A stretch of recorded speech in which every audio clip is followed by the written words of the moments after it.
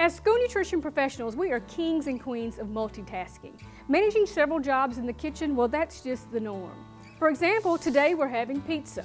So I'm going to load my pizza in the oven, close the door, and I'm going to set my timer. But I'm also a cashier, so I've got to go check my cash box.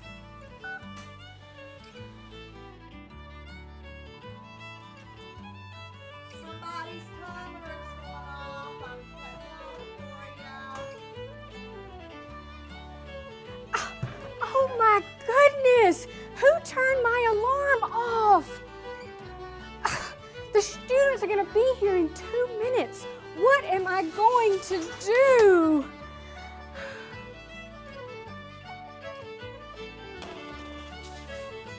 What am I going to do? An easy way to solve this problem is to take the timer with you. Set the timer on the oven, set your own personal timer, and take it to your next workstation. It will be here when the alarm goes off. You will know to go and check your product. So that way you will always serve quality, freshly baked foods.